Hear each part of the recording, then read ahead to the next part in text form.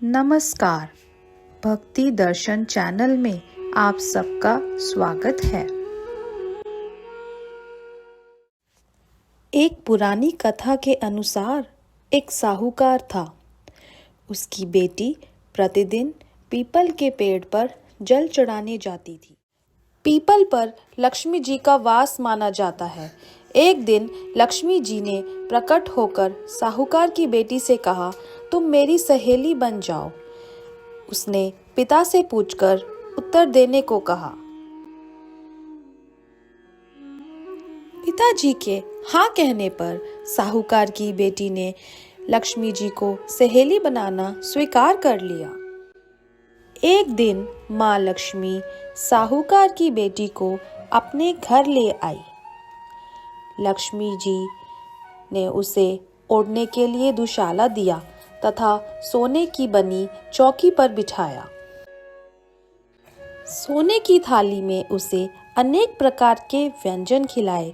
जब साहूकार की बेटी अपने घर को लौटने लगी तो लक्ष्मी जी ने कहा कि तुम मुझे अपने घर कब बुला रही हो।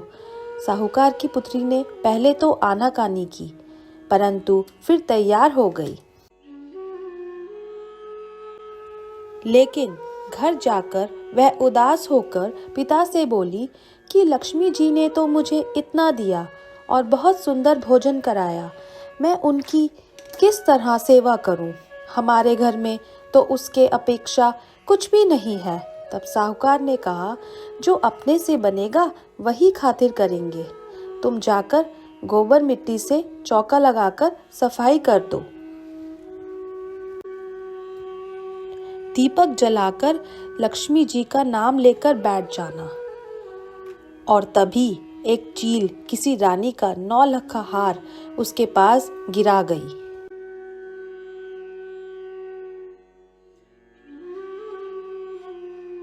साहूकार की बेटी ने उस हार को बेचकर सोने की चौकी, सोने का थाल, शाल दुशाला और अनेक प्रकार के भोजन की तैयारी कर ली।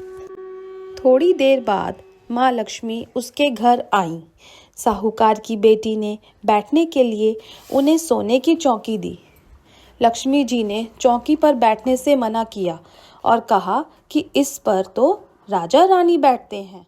तब साहूकार की बेटी ने लक्ष्मी जी को जबरदस्ती चौकी पर बिठा दिया। लक्ष्मी जी की उसने बहुत खातिर की। इससे लक्ष्मी माँ बहुत प्रसन्न हो गई।